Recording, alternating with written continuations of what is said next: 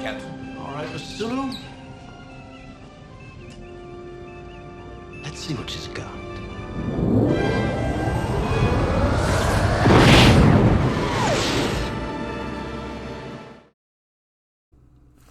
Hey everybody, welcome back to Pitstain Hobbies, the dumbest modeling channel on all of YouTube. This proves it's the dumbest. Oh my, welcome to my hell. Either way, we have Ian screwed up stickers up for grabs. If I mess up, screw up, whatever, you catch it, like, subscribe, comment, email me in the description below, and I will mail you a sticker to anywhere, basically. If the USPS Global stamp will get there, or priority, or the first class stamp, you get a sticker. Oh man, ugh, my hands are all, I've been doing a lot of work here. So I have this beautiful Shapeways, oh my god, I've been down here all day. I have this beautiful Shapeways deflector dish and housing. Oh my god. I'm punchy, guys. I've been working on this thing for hours. We've got our 3D printed deflector dish. It's already in kind of a translucent plastic. The back of it does have grooves carved into it. You want to scrape them out a little bit with just the back, not even the blade edge, just the back edge of your hobby blade, and then brush out the swall or the fallout with a toothbrush. Medium bristle or better, and then we filled them all with white paint, and we sanded all the overage back, and then we filled them all with black paint, just Tamiya flat white, Tamiya flat black, XF1 and 2, or well, I used X2, I guess. I didn't have any flat white, and this just press fits into the 3D printed deflector housing, which is absolutely gorgeous. And then I was like, how the hell do I mount the light behind this? Because the stock deflector housing, yeah, mine's in two parts. It's got this awesome little, there we go, this awesome little, you know, ball, this little round thing behind it. And we would, you know, open up this middle hole quite a bit.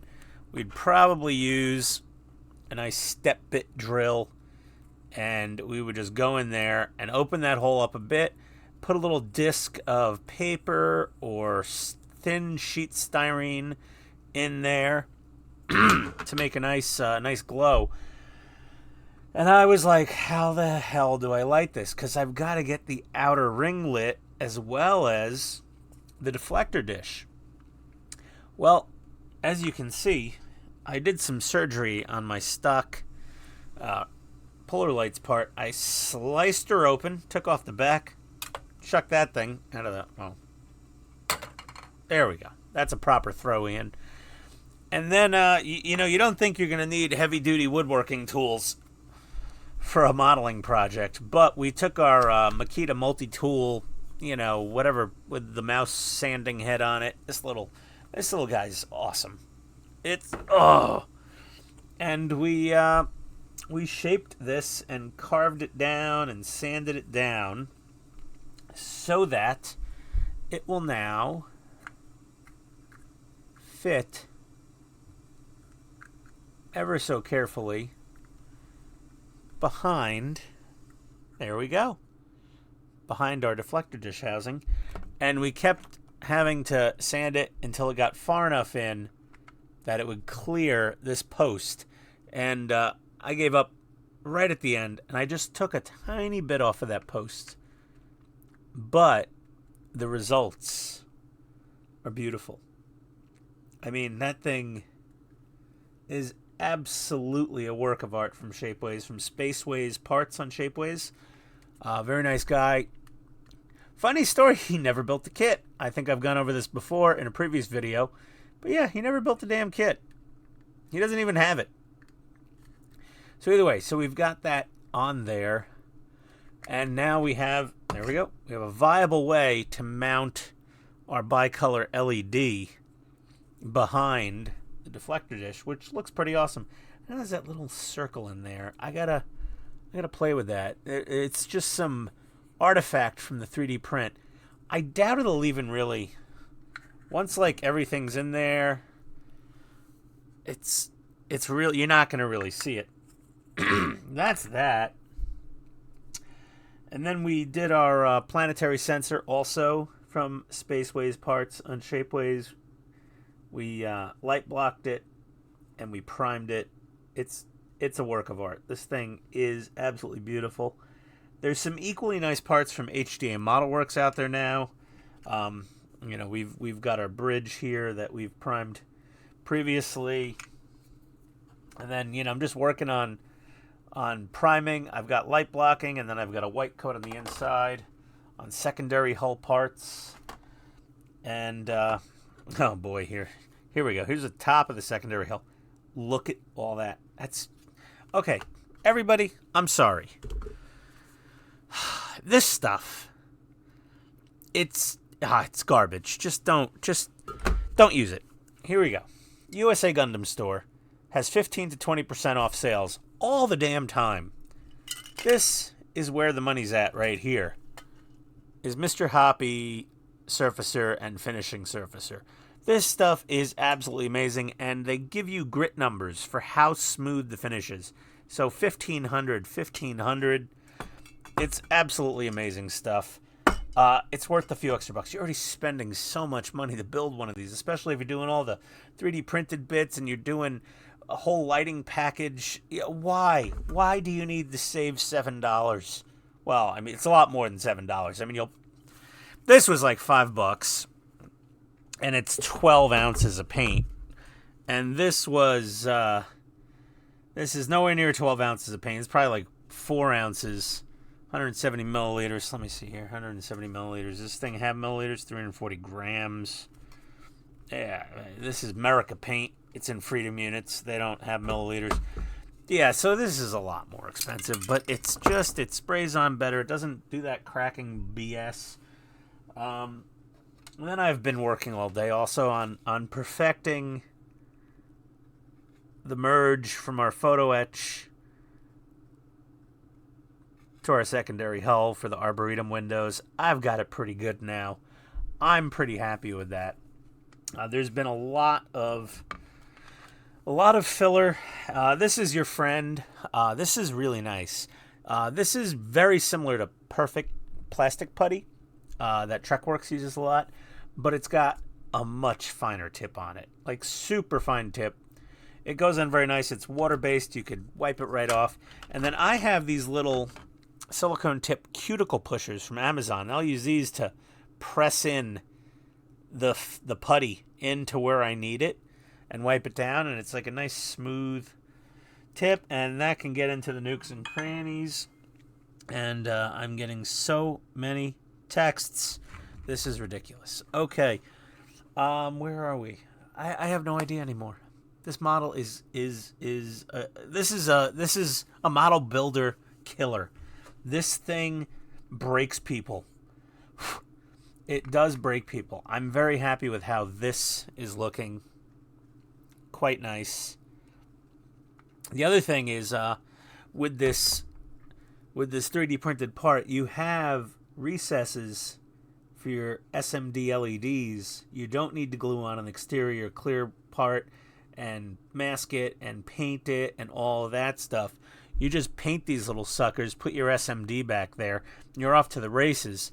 And on top of that, you don't get any light bleed because you're going to have this, if you do this, you're going to have this dish in there already, and then you put your SMDs in, and this is going to get light blocked also on the back, and that's going to be a nice touch. We are going to light block, I believe, the front of this thing, and then paint it white after that, and who knows? We'll figure it out. I'm watching all the builders on YouTube, and I have yet to see anyone detail how to do this Shapeways, Spaceways parts deflector. And this is how I'm doing it. I took the kit part, cut it down. Looks like a little sailor's hat almost. There we go. And just kept sanding at it little by little until I got it to fit in there like, yeah, see, it goes a little bit past the RCS thrusters, and it looks absolutely amazing in there. That's where we are. We're already at 10 minutes on the video, and I didn't even get anything done. I mean, I got a lot done today. I just didn't want to bore you with it. This was just many applications of our Vallejo plastic putty, and then many amounts of sanding with our various Tamiya sanding sponges. These things make life easier. We got 1,000 grit, 1,500 grit, and even 3,000 grit. This stuff is super smooth. So I want to get a finish on this thing smoother than a baby's derriere, so to speak. And oh my god, this is, you know, I come down here and I have all of the energy and eagerness and motivation in the world, and I start working on this damn Enterprise and it all goes to crap. But either way, yeah, just a little tips on all the primers and stuff we use. The Tamiya is great primer. It's fantastic, but it just says fine. Now, Mr. Hobby's like all OCD. They're like, well, it's the equivalent of 1,200 grit, 1,500 grit, 1,000 grit, whatever. We took an electron microscope to it to determine I don't know how they do that, whatever, but this is my new favorite primer line. And clears. Tamiya clears are known for eating water slide decals when you least expect it, if you are a little heavy-handed with them. But the Mr. Hobby stuff, I still don't go heavy-handed, but it is a very good clear. So I'm all on that Mr. Hobby bandwagon. Yeah, call me what you will.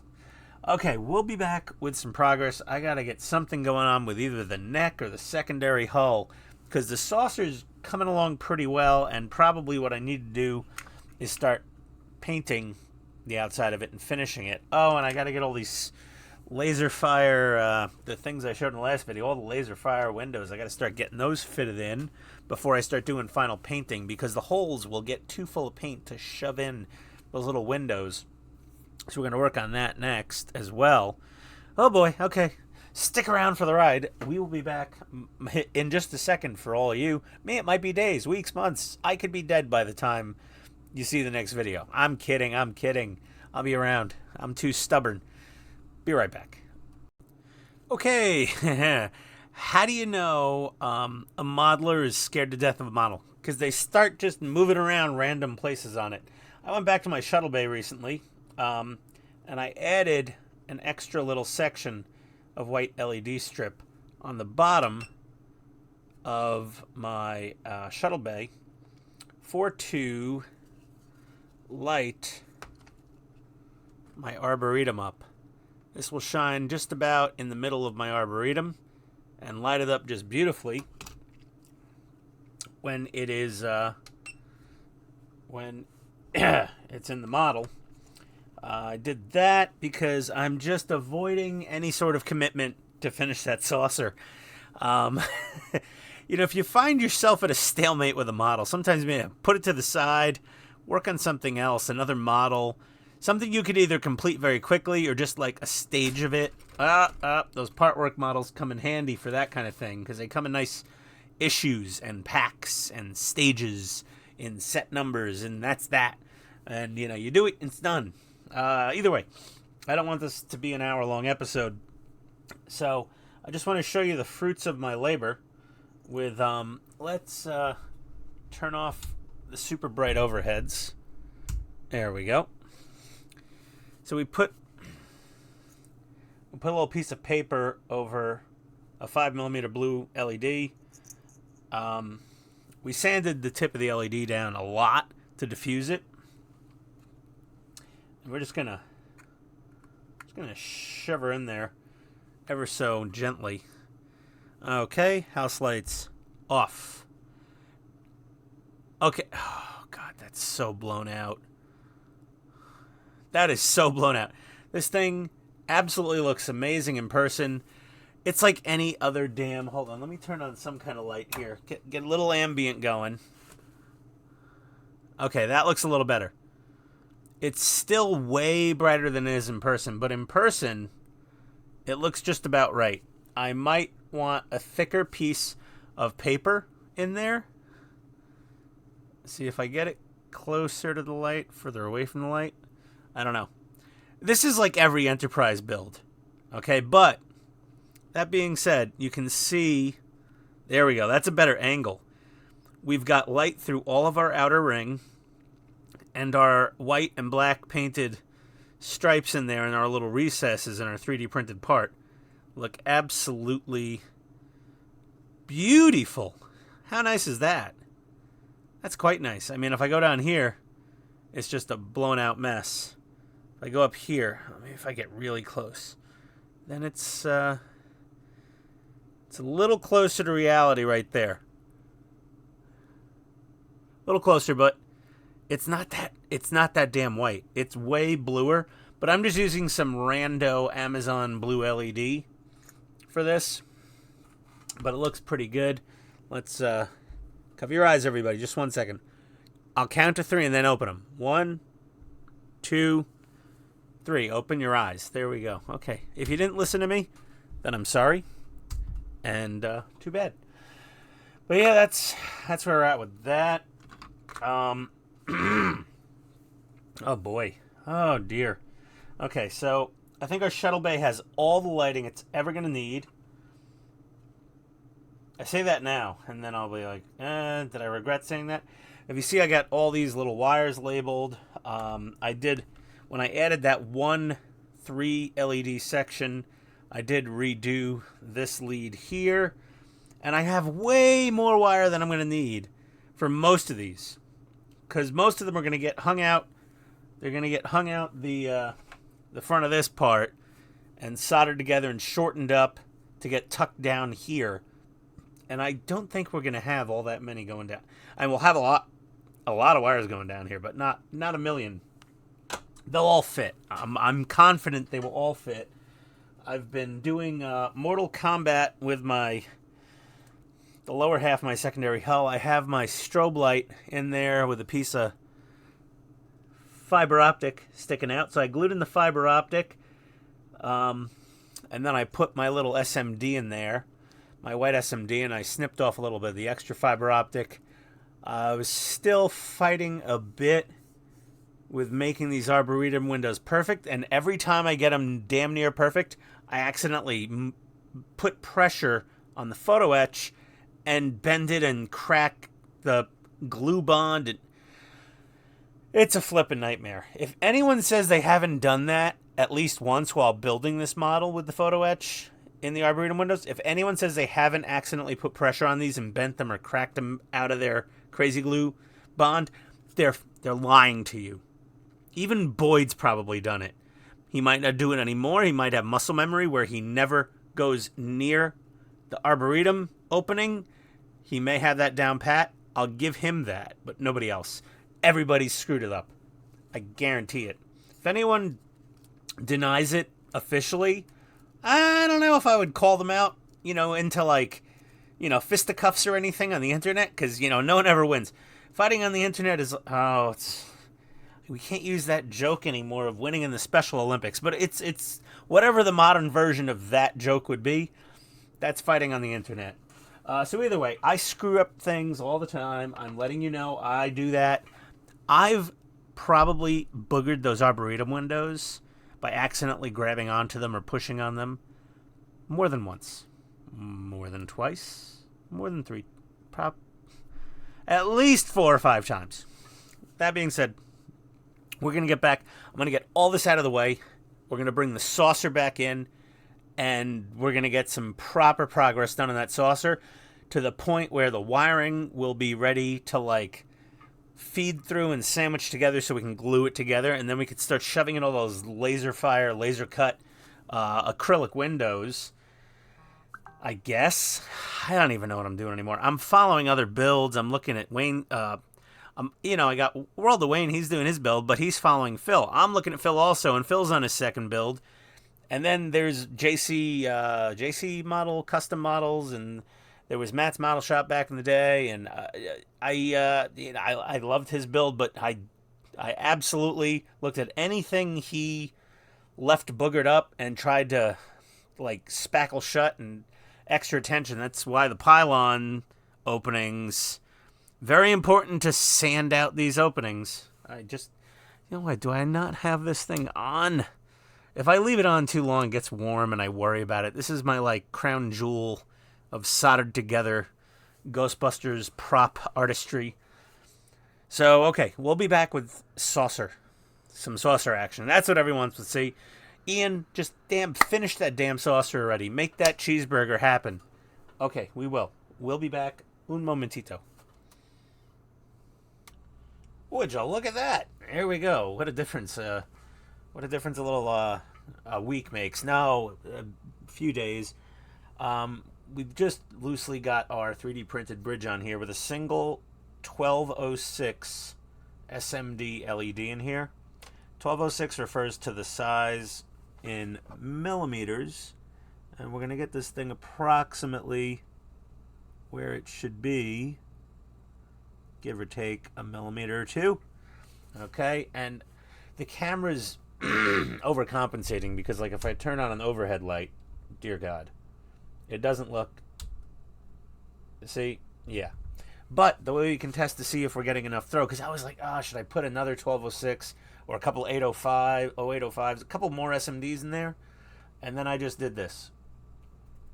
You do this, and you can see the shadow that my finger is casting. So we're getting really good throw out of this. This is a, I don't know, 805. Yeah, it's a 1206 white SMD LED from HDA ModelWorks, pre-wired with a resistor. Because I'm a lazy son of a, and if I could save on any soldering whatsoever, I will. However, that does lead to a small problem of very long wires on a lot of my lights in this saucer that I'll have to, like, coil up and glue down or something. But either way, okay, avert your eyes, everybody. 1, 2, 3. Boom. Okay, we're back on. Get a little more going there. So that looks good. Yeah, let me... Badoop. So this little guy, I just glued it right on to the edge there. So we just glued it down flat. It is a rectangle, the LED. There you go, you just glue it down. And that's that. We got to put another SMD in here for the strobe up here. And then I'm going to throw a small strip of LED light. Oh, God. Yeah, I'm going to throw a small strip of, like, a section of 3 strip light in there to really, really blast some light out of there. Because right now it's like this pinpoint floodlight coming out right there. So if we had some backlighting behind it, it would make it look a little more uniform and less spotty, less glary, like one point of light. So we're going to do that, and we'll get this thing powered on, and we'll be right back. Okay, terrific. We've got it all lit up. It's so bright it's actually lighting up the inside of the BC deck, because that one little LED light strip is hideously bright. I mean, it's insane, the amount of light these things put out. There you go, it's a little better now, you can see. So we got our 1206 up there. We have an 0805 underneath the strobe, and we have a little strip, a 3-light section of it, because that's how the strip light comes, at least what I got, 3 light sections. And that's it for lighting this, other than we do have to light block the inside of the strobe. Otherwise, you'll see the blinking potentially shining. I mean, there's so much light inside of here, you might not notice it, but yeah, you'll notice it. So I'll notice it. Yeah, someone will. Yeah, the internet notices everything. We're gonna cover that with there we go. This stuff. Thanks for the tip, Boyd. TrekWorks Boyd said use this stuff for light blocking. It works amazingly well, and he is not lying. This is amazing stuff. It's goopy and thick and takes forever to dry, but it's worth its weight in, well, wow, that would be a lot of gold. I think I'd pay the house off with a chunk of gold that heavy. But it's worth its weight in money, I guess. Pennies. Yeah, definitely that many. Maybe nickels. Who knows? We'll be back. Okay, we've been making a little progress. Laserfire 3D laser cut windows from Laserfire, made out of acrylic. Many different names for acrylic. We're just going to say acrylic because that's what they say. Any itty bitty little tiny windows. They're masked on the front and the back, and they do have a little bit of a taper to them.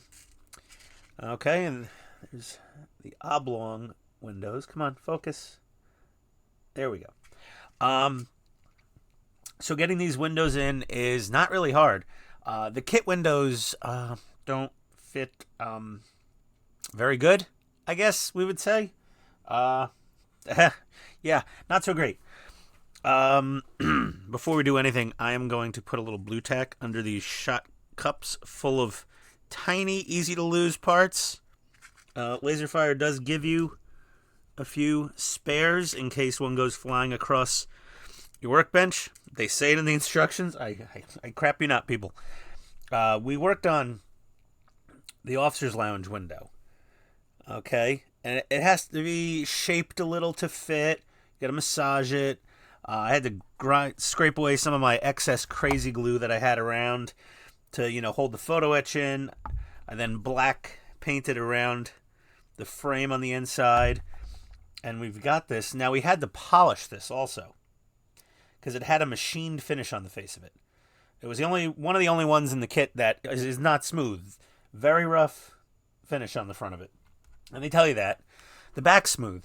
So what I used was literally this. I used a Mother's Power Plastic for Lights plastic polish. And it came at the time with these 2 sanding pads that have 1, 2, 3, and 4 on them for going from coarse to fine. I sanded the plastic as much as I needed to with like 1500 grit and, whatnot. And then I did these, little water on each one, and polish it up with a microfiber in here. And that got us to an optical clarity level that's so clear I can't find it on my workbench. But it's extremely clear and very shiny. Only took a few minutes to do all that sanding and polishing to that glass. And she drops in. Lovely. So that's awesome. I have to get that window in so I can get my officer's lounge in so that I could make progress on this damn saucer. It's taking me forever. The saucer will take you forever. This whole kit will take you forever. We just unboxed the new Kronos 1. Yes, we put up on the channel earlier this morning. Took a while to process. That thing looks like it's going to go together way, way better. So this is one of the little oblong windows, and we have to figure out which side. Hello, getting old over here. I figure out which side is the tapered side, and this side's the tapered side. So what I do is when I find the tapered side is it has a paper masking on both the outer and inner face of the windows. Now you could leave these as is and just put them in as is. If I say that as is, I said it. Damn it. I got to give everyone a sticker. Yeah, so I want them to be a bit diffused. I don't want to see any wires or LED hotspots on the inside. You could see it with the factory windows, too. The back of the factory windows, you're going to, usually spray the inside of those with like a flat clear to diffuse things a little. One of my friends said, why did you buy those crystal clear windows just to sand them off and diffuse them? I bought them because they're easier to install and they fit better. So then what we do is we're going to come in nice and tight with the camera. Tight. And these are just a pair of... come on. Maybe I'm too tight. Let's go a little less tight. And we're going to get that started in the window hole. And it won't go in. Now, around the BC deck, they dropped in pretty easily. But this one, I'm sorry, I'm not on camera. This one is not fitting in its hole so great. So here's what we have now is it won't go in all the way. That's a good problem to have, because in other areas it was like throwing a hot dog down a train tunnel. in some parts of this model. So you're going to have to massage those openings a bit. Use your gritty persuader of choice. So you could either sand on the actual window, the actual insert, or you can sand on the window opening. I think for the saucer rim, I'm going to go ahead and work over the openings a bit. Work over the windows themselves, the little inserts, to get them to fit. Well, I've been trying to demonstrate this with one of the oblong windows because they fit right in on the BC deck.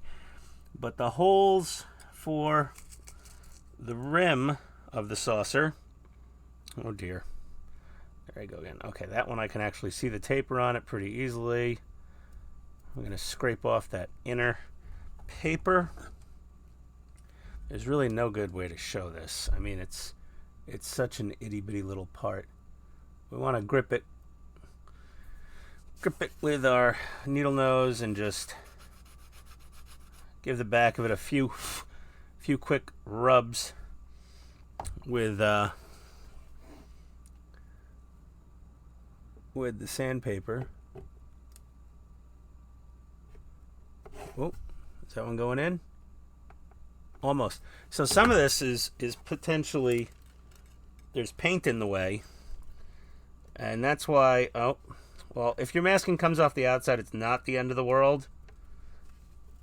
You want these to be nice and tight. That's a little too tight. Oh, there we go. Woo! Ooh, it tapped in. Tapped in perfectly. There we go. So now we can focus. You can see the glint of that window. Look at that. Nice, right? And then I have window masks from HJ Model Works, so I can mask those windows if I need to. I'm going to try to keep the paper on them, so I don't need to. Look at that. See? Try to keep the paper on them so I don't have to go crazy. Now that one, it fit in really well. And what I'm going to do is I'm going to UV glue from the inside. I'm going to put clear UV resin glue. This like the Solarez type stuff. I have some other stuff from Japan, but this is mandatory. If you're doing UV resin, I was using a Harbor Freight special UV gun. Like, it's, and then the Solarez. Way, way brighter. Hope I didn't just blow out the sensor on my camera. So I'm going to sit here and do a whole lot more of these UV windows. But we're going to come back with that progress in the next episode, I think. Because I think this is, I think we've covered enough just time alone on this this build part. But yeah, these Laserfire 3D windows are very cool. The inserts. Some of them drop right in real easy. Some of them you have to massage a bit to get them in. That's the nature of these. They want them to be, if anything, they want them oversized. They don't want them too small. They want them to at least be, snug. But they can only keep up with so many different stacking tolerances of the molds that were being used to make these Enterprises. So that's that. That's where we're at. I got a whole bunch of windows to put in. We'll start the next episode with me showing you all the little windows in the rim of the saucer. This is some tedious work. Why? I just keep making this model even more difficult to build. But I didn't want to do resin windows or, the whatchamacallit with the canopy glue or the Testors Clear. I just didn't want to do that for the windows. I felt the model deserved like a really nice glossy outside window, and this is the best way to get that. The kit windows really don't fit that well. Some of them fit fine, but some of them are shite. Okay, I think, is there anything else of merit we have to show? Oh well, we added some more light to the front of the bridge. We added a couple of 0805s on the side. Are they 08? Yeah, I think so. On the side of our 0603 light. So we're just going to flood that front saucer there nice and brightly And I also put some black tulip behind all these bulbs to block out any gaps, because there was some light coming from this thing that was coming out the front and casting a couple little weird... It was casting a shadow of the actual LED that was in the front opening of the bridge. I didn't like that effect whatsoever. I didn't know if it would be minimized after the ship is painted, but I didn't want to take the chance and have that thing put together, turn it on, and be like, damn it, there's that crappy shadow there. So no shadows will be present on the front registry of the saucer.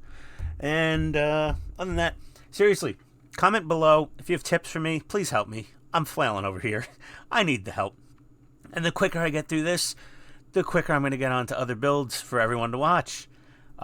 We've got so many fun builds. We've got the perfect grade Millennium Falcon from Bandai.